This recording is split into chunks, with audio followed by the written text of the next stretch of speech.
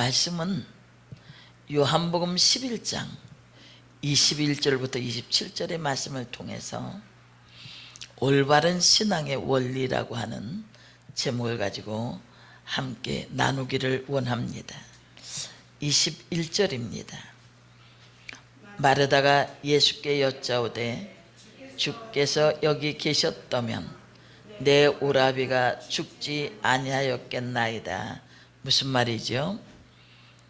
예수님이 여기 계셨으면 내 오라비가 죽지 않았을 겁니다.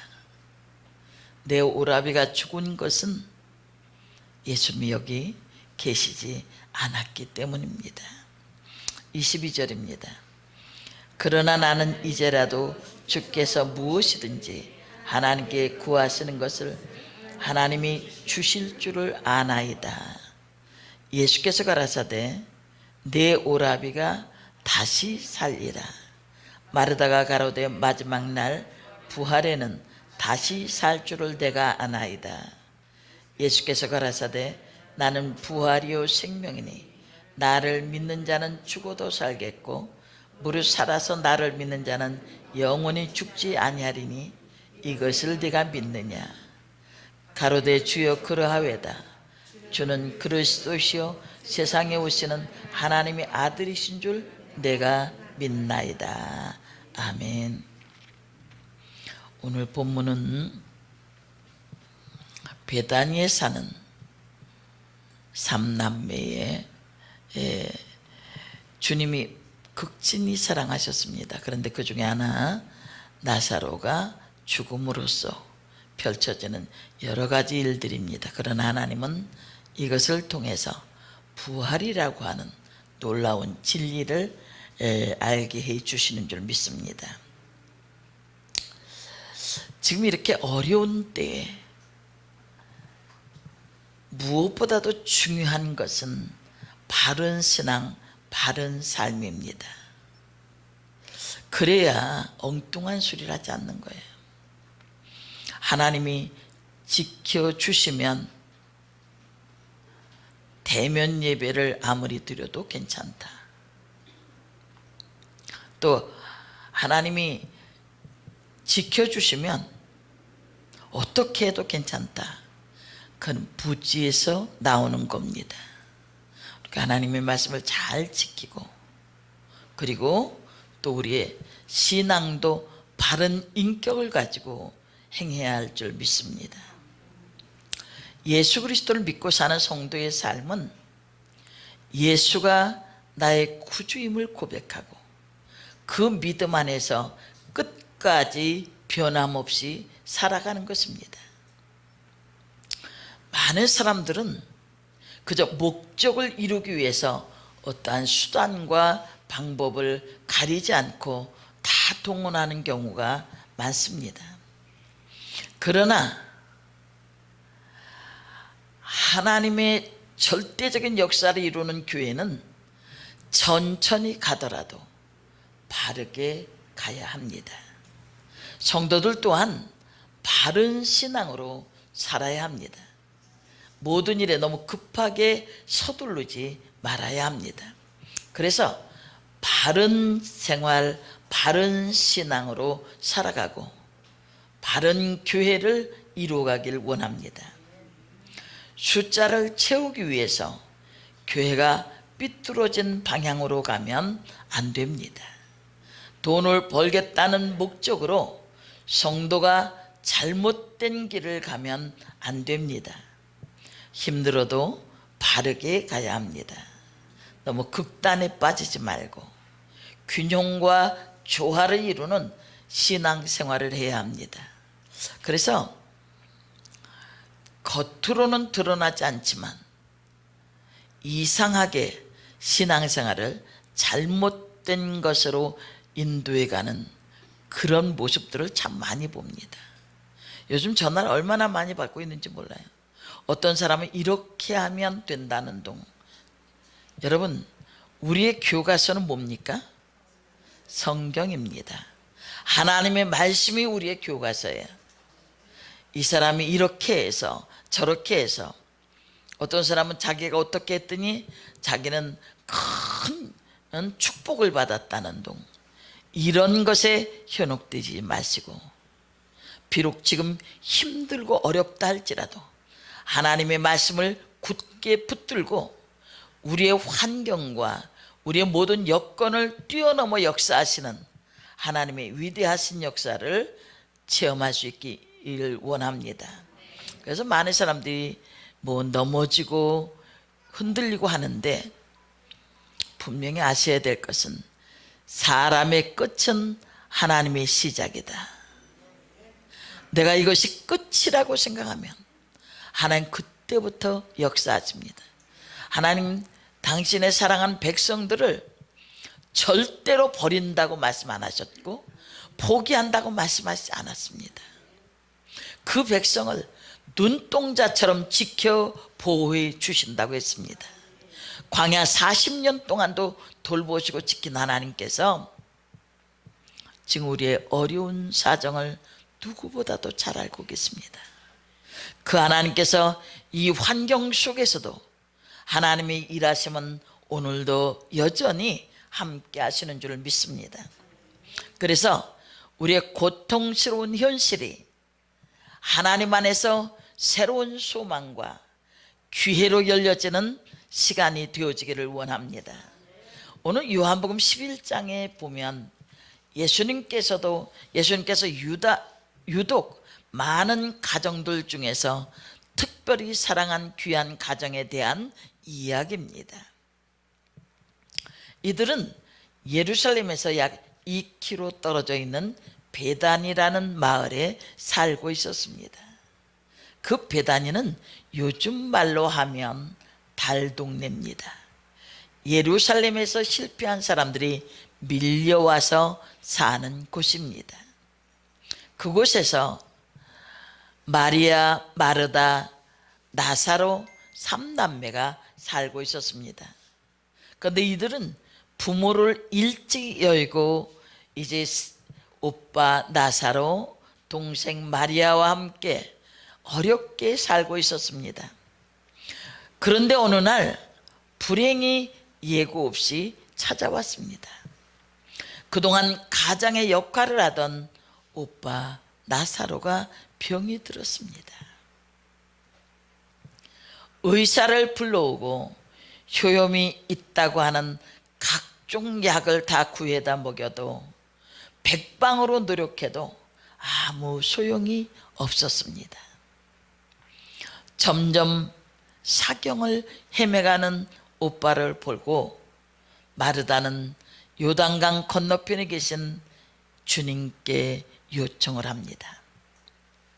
그런데 그 부탁을 받은 주님께서는 곧바로 오시지 않고 이틀이나 더 그곳에 머무셨습니다. 그러는 동안 나사로가 죽고 말았습니다. 오빠를 잃은 마리아와 마르다는 얼마나 슬픔이 컸겠습니까? 많은 사람들이 위로하러 왔지만 위로가 되지 않았습니다. 오히려 더 큰 슬픔은 매일같이 찾아오셔서 함께 하셨던 예수님이 오시지 않았다는 겁니다. 예수님이 이곳에 계시기만 했으면 우리 오빠가 죽지 않았을 텐데. 예수님에 대한 섭섭한 마음이 커져갑니다. 왜 그렇습니까? 그동안 그렇게 신뢰하고 의지했던 주님에 대한 믿음이 떨어졌기 때문입니다. 사랑하는 성도 여러분, 여러분에게도 어려움이 닥쳐올 때 감사가 먼저 나옵니까? 아니면 왜 나만 이런 고난을 당해야 하는가? 라는 그런 생각이 듭니까? 여러분, 그 어려운 환경을 나보다 더 잘 알고 계신 주님, 특별히 저는 몸이 불편하신 분들에게 꼭 오늘 말씀을 전해드리고 싶습니다.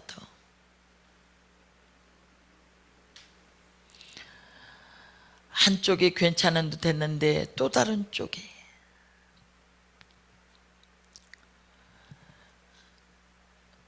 그 과정을 통해서 하나님이 나를 보고 계시고 나를 알고 계시고 나를 인도해 주십니다. 그 가운데서 끊임없이 감사하십시오. 감사할 수 없을 때 감사하니까 하나님의 큰 역사를 경험하게 되더라고요. 이제 끝이다. 사면이 다 막혀서 차라리 죽는 게 낫다고 했던 그러한 시절들, 그때 사람들은 다 포기해도 하나님은 포기치 아니하시고 붙들고 계시고 그 가운데서 일으키시는 줄 믿습니다. 여러분, 우리에게 올바른 믿음을 가지고 어려운 환경을 이겨나갈 수 있는 그 어려움 가운데서, 저는 성경을 보면 어려운 인물들은 다 고통스러운 그런 환경 속에서 부단히 일어났던 사람들입니다. 하나님이 쓰셨어요. 그 시대마다 모세도 쓰셨고 아브라함도 쓰셨고 다윗도 쓰셨고 사사기에 여러 나오는 사사들도 쓰셨어요. 이 어렵고 절망스러운 그런 상황 속에서 자영업 하는 사람들은 얼마나 힘들겠습니까? 그런 가운데서도 하나님이 쓰시고 보시고 하나님께서 역사하시는 곳이 있습니다. 하나님이 주목하는 우리 모든 성도들 되시길 바랍니다. 사업장들이 되시기를 바랍니다. 다른 사람이 나를 괴롭게 하고 어렵게 하는 시간들이 지나갈수록 거기에 소용돌이 속에 함께 가는 것이 아니라 하나님 길을 알려주시옵소서. 저는 아무것도 알지 못합니다. 한치 앞도 모르고 발 한 길을 내딜지도 못합니다. 하나님 길을 열어주시고 인도하시고 함께 하시는 하나님의 능력으로 이 모든 고난이 오히려 희망이 될 줄 믿습니다라는 이 고백을 가지고 고난을 이겨내시고 승리하기를 주님의 이름으로 축원합니다. 그러면 올바른 신앙은 무엇일까? 아는 신앙보다 믿는 신앙입니다. 마르다는 요단 건너편에 계신 주님께 사람을 보내어 이렇게 요청합니다. 3절에 보니까 주여 보시옵소서, 사랑하시는 자가 병들었나이다. 주님이 사랑하는 자가 병이 들었습니다. 이 표현은 과장된 표현이 아닙니다. 5절에 보면 예수께서 본래 마르다와 그 동생과 나사로를 사랑하시더니, 주님께서 나사로를 비롯한 3남매를 사랑하고 계셨습니다. 또 36절에 보면 이에 유대인들이 말하되 보라, 그를 얼마나 사랑하셨는가. 이웃 사람들도 주님께서 나사로와 그의 동생들을 사랑하고 계셨음을 알고 있었습니다. 그렇기 때문에 주님께서 빨리 오셔서 베다니에 오셔서 당신이 사랑하는 나사로를 빨리 고쳐달라고 부탁을 했습니다. 그것은 무리한 부탁이 아닙니다. 그런데 주님은 그 소식을 듣고도 이틀이나 늦게 가셨습니다. 예수님이 그 집을 찾아가셨을 때에는 나사로는 이미 죽었고 무덤에 있은 지 나흘이 되어져서 썩어 냄새나는 그런 상황입니다. 주님이 오시자 마르다가 영접을 합니다. 21절 22절입니다. 주께서 여기 계셨다면 내 오라비가 죽지 아니하였겠나이다. 주님이 여기 계셨으면 내 오라비가 죽지 않습니다. 그러나 나는 이제라도 주께서 무엇이든지 하나님께 구하시는 것을 하나님이 주실 줄을 아나이다. 여기에 고백은 참으로 귀한 고백인데, 죽은 지 나흘이 돼서 장례식도 치렀고 썩어 냄새나는 모든 것이 끝난 상황인 것 같습니다. 그런데 마르다가 하는 말이 이제라도라는 말을 사용하고 있습니다. 아무리 절망적인 사건이 벌어져도 마르다처럼 이제라도라고 고백하며 주님을 찾는 것이 바른 신앙입니다. 이미 끝났다고 생각되고 늦었다고 여겨지는 것도 하나님은 하실 수 있기 때문입니다. 하나님은 이제라도 일을 하실 수 있습니다. 하나님은 이제라도 사건을 역전시킬 수 있습니다. 하나님은 이제라도 절망을 희망으로 만들 수 있습니다. 이것을 믿으셔야 합니다. 우리의 신앙은 입으로 고백도 해야 됩니다. 그것이 여러분의 신앙이 되어지는 거예요. 우리 모두가 이제라도라는 신앙을 가지고 살아가는 것이 귀한 신앙이고 바른 신앙입니다. 이제라도 모든 상황이 끝났을지라도 이제라도 하나님이 하실 수 있습니다. 내 몸의 질병이 점점 더 심해진다 할지라도 이제라도 하나님은 하실 수 있습니다. 내 현실이 점점 멀어진다 할지라도 이제라도 주님은 하실 수 있습니다. 여기까지만 되면 얼마나 좋겠습니까? 그런데 22절에 마르다의 잘못된 고백이 있습니다. 그러나 나는 이제라도 주께서 무엇이든지 하나님께 구하시는 것을 하나님이 주실 줄을 어떻게 씁니까? 아나이다. 이 안다고 하는 이 단어는 에이도라고 하는 단어인데 현실적으로 보고 안다는 거예요. 이 아나이다가 믿나이다라고 믿는다는 고백으로 바뀌어져야 합니다. 비스티오라고 하는 단어인데 신뢰하다, 의지하다, 순종하다 그런 말이에요. 앞에는 좋았습니다. 이제라도 무엇이든지 하나님께 구해서 하실 수 있습니다 라는 것과 그 다음에는 내가 그것을 압니다. 여러분, 아는 신앙으로는 부족합니다. 믿는 신앙이 필요합니다. 하나님은 알기 위해 연구하는 대상이 아니에요. 하나님은 우리의 이성을 접고 전적으로 믿는 대상입니다. 오늘날 사람들이 왜 공연히 불안에 떨고 있습니까? 바로 인간의 지식 때문입니다. 하나님에 대해서 아는 것이 많습니다. 그러나 하나님을 믿지 않기 때문에 불안은 깊어만 가는 것입니다. 아는 신앙이 얼마나 허무합니까? 당시 서기관들도 예수님이 베들레헴에 탄생하신다는 것을 잘 알고 있었습니다. 그러나 그들은 예수님께 달려가지 않았습니다. 성경에 얼마나 많은 사람들이 예수님에 대해서 알고 끝났는지 모릅니다. 믿는 신앙으로 나아가야 합니다.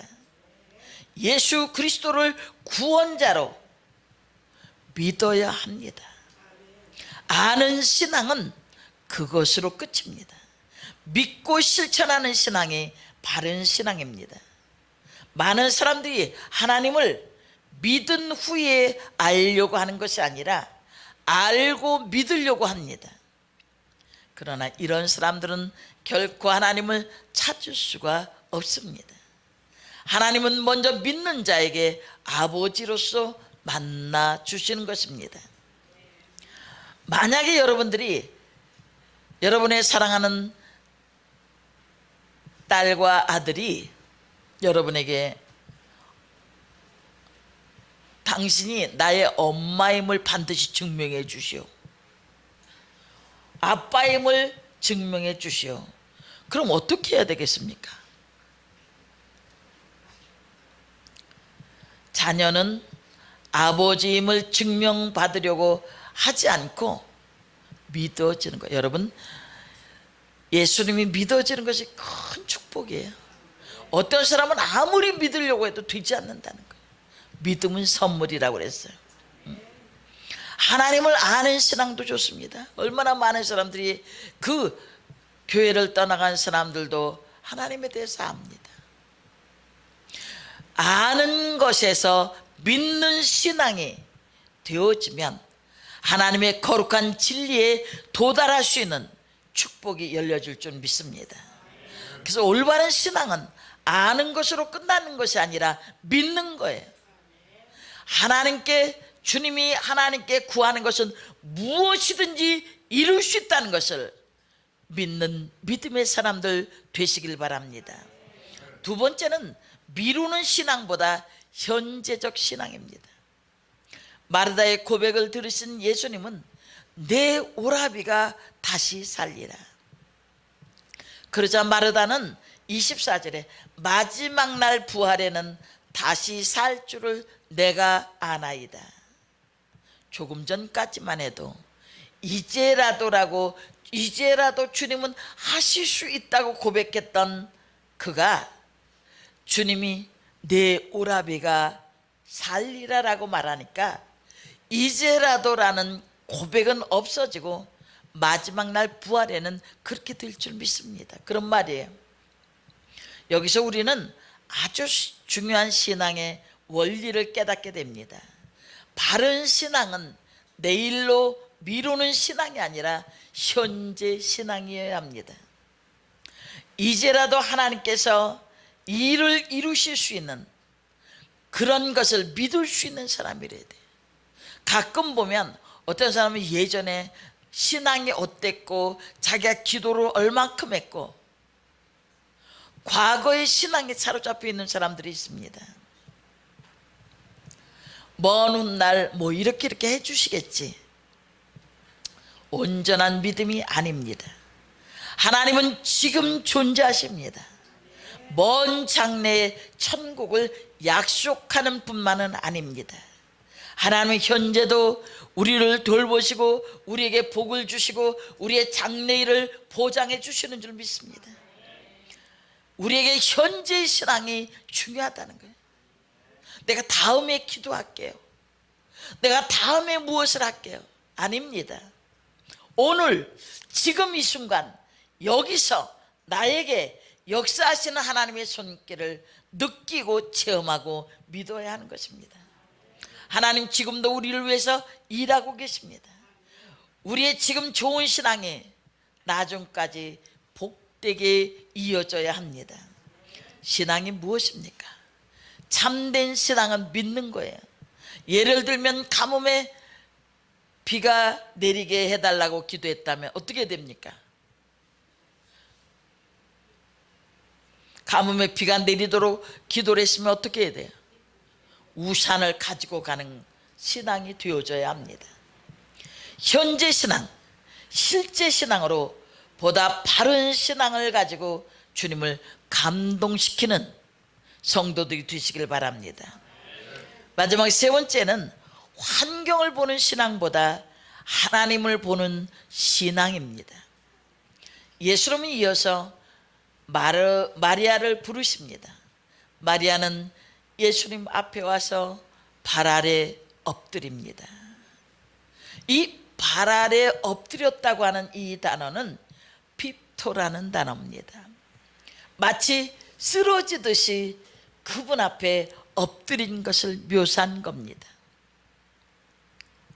오빠 나사로가 죽은 후에 절망의 상황 중에서 주님밖에 없습니다 라고 하는 가식 없는 온전히 주님을 의지하는 그런 모습입니다. 주님밖에 없습니다.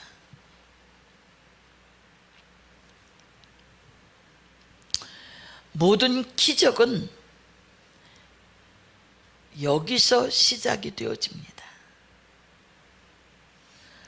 우리도 예수님 앞에 엎드려야 합니다. 흉악한 귀신 들린 딸을 둔 그 스로보니게 여인이 어떻게 합니까? 예수님이 이래도 안 되고 저래도 안 되고, 그러나 그는 끝까지 믿음을 가지고 주님 앞에 엎드립니다. 그것이 기도하는 것이고 예배드리는 것이고 믿음으로 순종하는 것입니다.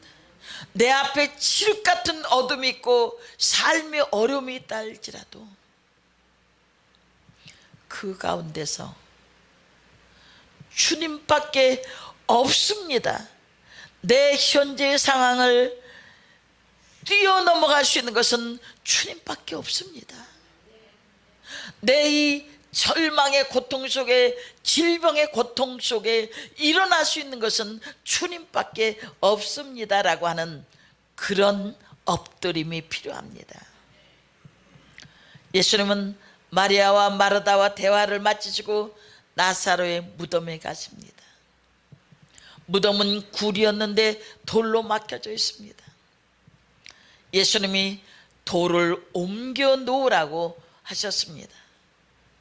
그때 마르다가 이렇게 말합니다. 주여, 죽은 지 나흘이 되었음에 벌써 냄새가 나나이다. 도무지 살 가능이 없는 그런 상황이라는 겁니다. 여러분, 이런 상황 속에서 현실을 바라볼 것입니까? 생명의 주관자가 되신 그분, 이제라도 살리실 수 있는 주님의 능력을 믿습니까?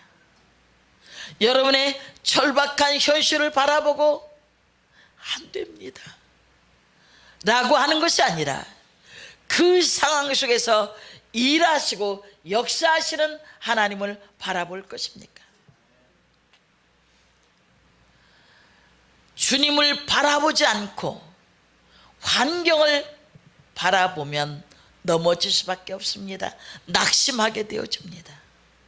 모든 것이 단절됨을 느낄 수밖에 없습니다. 참 신앙, 바른 신앙은 어떠한 상황 속에서도 환경보다 주님을 바라보는 겁니다. 여기에 기적이 있습니다. 놀라운 능력과 은혜가 있는 거예요. 위기와 절망의 순간에 하나님을 바라보면 기적을 체험할 수 있습니다. 환경이 점점 어려워져도 하나님의 은혜를 잊지 말아야 합니다. 이것이 바른 신앙이에요. 이런 굳센 믿음으로 살아갈 때 주님의 능력과 은혜의 손길을 맛볼 수 있는 것입니다. 더 이상 환경을 바라보며 넘어지지 마십시오. 환경만 바라보고 주님의 말씀을 믿지 못하는 마르다에게 주님은 말씀하십니다. 내 말이 내가 믿으면 하나님의 영광을 보리라. 여러분, 제가 이 코로나19로 또 이렇게 비대면 예배를 드려야 하는 그런 상황 속에서 정말 여러분께 부탁드립니다. 바른 신앙을 가지고 어려운 환경 가운데서 주님의 말씀을 믿고 그 하나님의 영광을 볼 수 있는 능력의 성도들이 되어지길 원합니다.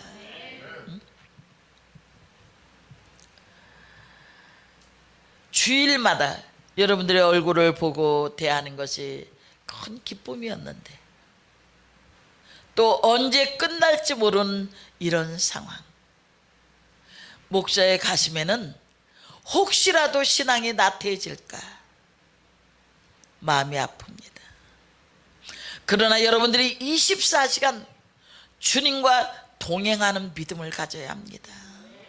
그러면 환경을 바라보지 않고 주님을 바라볼 수 있어요. 비대면 예배를 그동안 드렸지만은 그 가운데서 저는 무한한 하나님의 사랑과 능력을 경험했습니다. 함께 하시고 역사하시는 그 주님, 졸지도 아니하시고 주무시지도 아니하시는 그 주님께서 애타는 기도를 들으시고 응답하시고 또 말씀으로 위로해 가시는 하나님의 은혜가 있습니다. 신앙은 오늘 내일 끝나는 것이 아니에요. 끝까지 믿음을 지키는 거예요. 내 말이 내가 믿으면 하나님의 영광을 보리라. 어려운 상황이십니까? 주님의 말씀을 믿고 하나님의 영광을 볼 수 있는 눈이 열려지길 바랍니다. 그리고 무리들이 돌을 옮기니 예수님께서 큰 소리로 무덤을 향해 말씀하십니다. 나사로야 나오라는 말씀이에요. 그 죽음의 현장, 절망의 현장, 소망이 없는 것, 그대로 죽음으로 묻혀버릴 수밖에 없는 그런 환경 속에서 나를 부르시는 주님이 계십니다. 세상 속에 파묻혀서 나를 부르는 주님의 음성을 듣지 못하는 사람이 하나도 없길 바랍니다. 여러분들을 부르시는, 나사로야 부르시는 주님의 음성에 반응하며 살아있고 생동감 있는 믿음의 사람들이 될 것을 믿습니다. 비대면 가운데도 성령께서 역사하셔서 여러분들의 믿음이 더 크게 자라나고 주님이 인정할 만한 그런 믿음이 되어지시길 바랍니다. 잊지 마셔야 할 것은 나를 부르신다는 거예요. 하나님 못 살겠어요. 그때 외치십시오. 나사로야 나오라. 너 그 생각 속에서 나오라. 안 될 것 같아요. 나사로야 나오라. 부르시는 주님은 우리의 시 공간을 초월해서 부르시고 살려내시는 줄 믿습니다. 하나님의 영광을 보게 하실 줄 믿습니다. 주님이 하시는 일이 바로 이겁니다. 이렇게 부르셨을 때 나사로가 어떻게 했습니까? 수족을 배로 동인 채로 걸어 나왔습니다. 이루어질 수 없는 일들이었는데 이것은 한 이야기가 아니라 주님이 일하신, 생명의 주관자이신 주님이 일하시는 역사였습니다. 여러분, 나사로야 부르라, 나사로야 나오라. 주님이 부르실 때 그대로 될 것을 믿으시길 바랍니다. 믿음은 결코 우리의 머릿속에서 계산하여 얻어지는 것이 아닙니다. 믿음은 바라는 것들의 실상이요 보지 못하는 것의 증거라고 말씀했습니다. 환경보다 하나님을 바라보는 믿음, 바른 삶, 바른 신앙을 가지고 전인격적으로 24시간 주님에 대해서 시선을 놓지 말고, 비록 환경이 초요한다 할지라도 여건을 바라보다 넘어지지 마시고 그것을 극복해 하시는 하나님의 능력을 힘입어서 견고히 세워지기를 주님의 이름으로 축원합니다. 어려운 환경에 대해서 선포하십시오. 내 말이 내가 믿으면 하나님의 영광을 보리라. 나사로야 나오라. 살아났습니다. 죽을 것 같은 죽었던 환경이 살아나는 거예요. 아무리 몸이 많이 아파도 하나님이 쓰실 축복이 있습니다. 하나님의 능력을 제한하지 말고 온전히 믿음의 주요 온전케 하시는 예수 그리스도를 붙들고 끝까지 믿음으로 승리해서 기쁨으로 만날 수 있기를 원합니다. 기도로 소통하고 말씀으로 소통해서 하나님이 여러분의 삶의 구석구석에 하나님의 놀라운 능력을 통해서 기적의 도구들이 되게 하실 줄 믿습니다. 기도하겠습니다.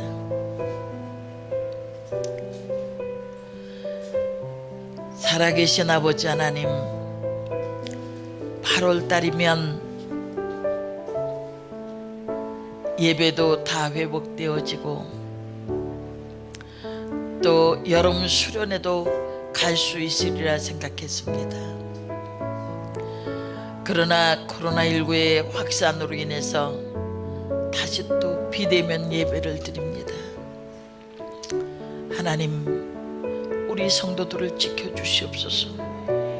눈동자처럼 지켜주시고 저들의 눈물을 닦아주시고 저들의 고통을 어루만져 주시고 나사로야 나오라 부르시는 그 음성으로 회복되어지기를 원합니다. 살게 되어지기를 원합니다. 기적의 역사가 펼쳐지기를 원합니다. 어느 곳에 있든지 말씀을 사모하고 견고한 믿음 위에 세워져서 하나님의 역사를 이루어가는 놀라운 축복이 있게 하여 주옵소서. 예수님의 이름으로 기도합니다.